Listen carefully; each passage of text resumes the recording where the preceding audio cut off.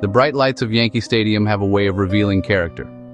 On Thursday night, October 2nd, 2025, they revealed a New York Yankees team ready for the October stage.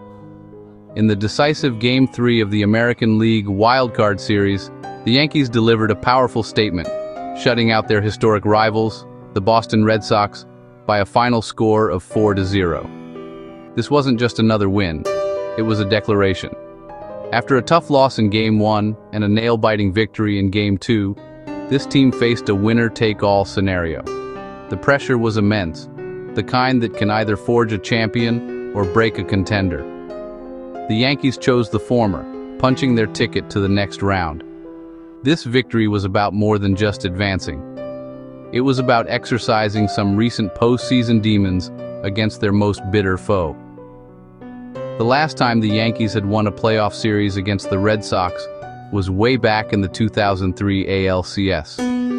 That's a long time to wait for bragging rights. The win on Thursday night broke that streak and gave this generation of Yankees their own chapter in the storied history of this rivalry. It sends a message to the rest of the American League that the road to the World Series still runs through the Bronx. For a team and a city that demand nothing less than championships, this was an essential first step, a validation of their entire season's hard work. The atmosphere in the stadium was electric, a tangible current running through the sellout crowd. Every pitch felt like the most important moment of the season. You could see the focus in the players' eyes. There was a business-like approach from the first inning to the last. They weren't just playing a baseball game, they were defending their home turf and their legacy. The 4-0 score doesn't even tell the full story of the game's intensity.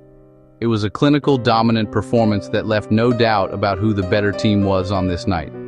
This is the kind of momentum you want to carry forward in the playoffs. Before the game even began, the stage was set for a classic. The game's start time was pushed back to prime time, putting the rivalry under the national spotlight where it belongs.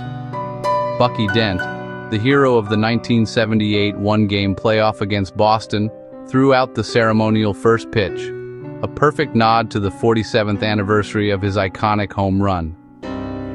It was a reminder of the deep, often painful history between these two clubs. This win doesn't erase the past, but it certainly adds a new, triumphant page for the Yankees, proving once again that when everything is on the line, they know how to answer the call. Every once in a while, a young player steps onto the biggest stage and performs like a seasoned veteran. That is exactly what happened with Yankees rookie pitcher Cam Schlittler. The kid was simply unbelievable. Here he is, a Boston area native who went to Northeastern University, pitching in a do-or-die playoff game against the team he grew up watching. You can't write a better script than that. He became only the fourth rookie in the long history of the Yankees to start a winner-take-all postseason game. The pressure on his shoulders must have been immense, but you would never have known it by watching him work.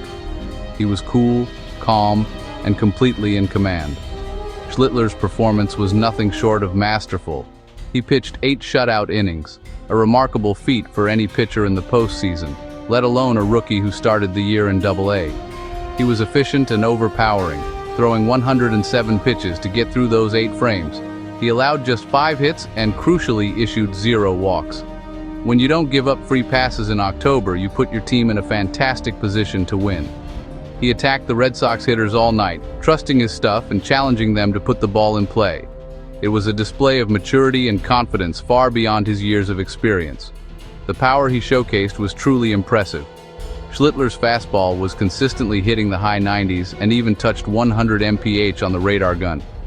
When you have that kind of velocity combined with sharp breaking pitches, you become nearly unhittable. He racked up 12 strikeouts, completely dominating the Boston lineup. Time and again, with runners on base or in a key situation, he would reach back and find another gear, ending the threat with a huge strikeout.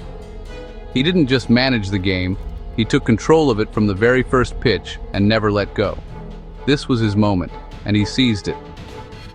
After Schlittler's brilliant 8 innings, the Yankees turned the ball over to their reliable closer, David Bednar, to finish the job.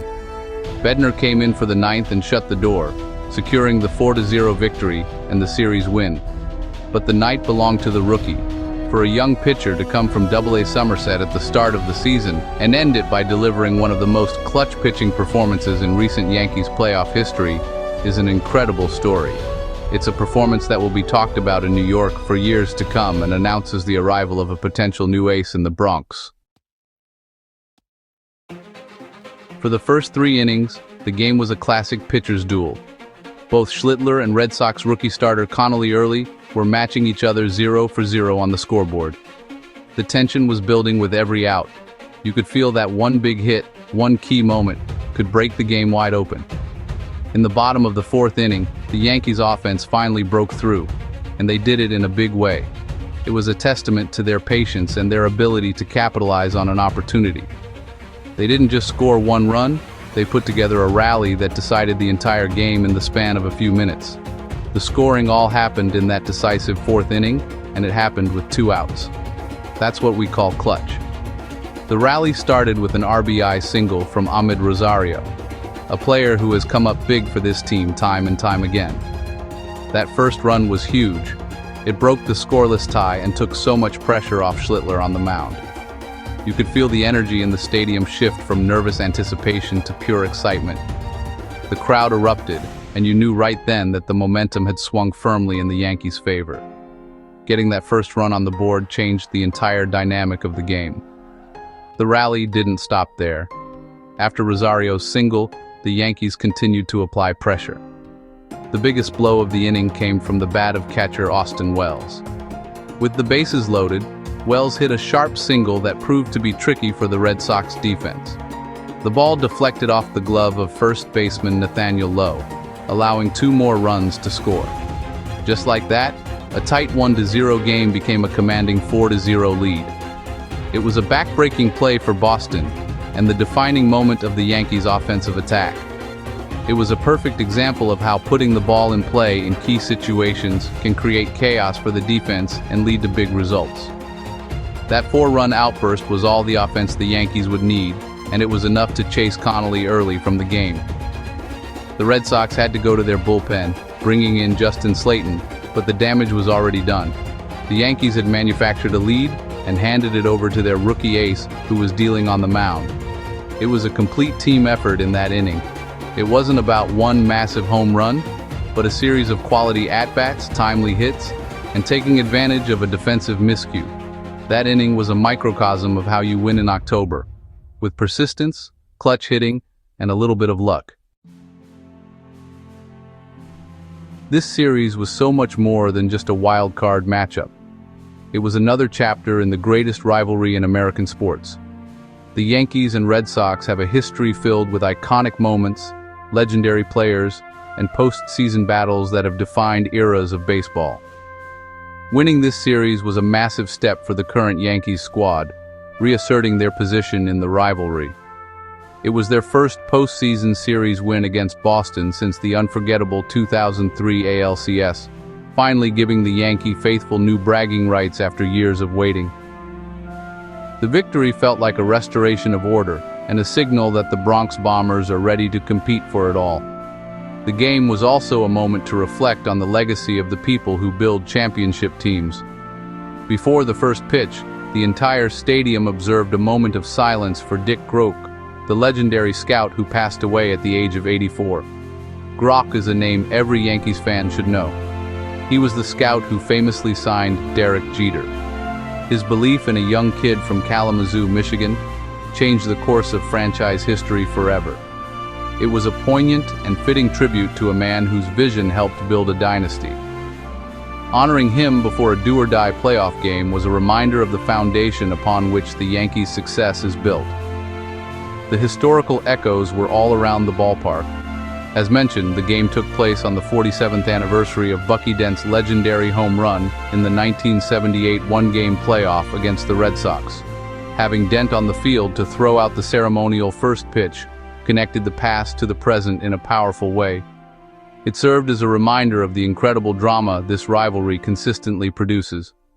For the Yankees, winning on this specific date added another layer of significance, creating a new positive memory for fans to associate with October 2nd in the history of their clashes with Boston. Now the celebration must be short. With the Red Sox in the rearview mirror, the Yankees' focus immediately shifts to the next challenge. They now advance to the best-of-5 American League Division Series, where a formidable opponent awaits. They will travel north to face the AL East champion Toronto Blue Jays, with the series set to begin on Saturday, October 4th, in Toronto. The Blue Jays are a powerful team, and it will be a tough test. But after a gritty series win over their arch-rivals, fueled by a historic performance from a rookie pitcher, the Yankees are heading into the ALDS with confidence, momentum, and a belief that their October journey is just getting started.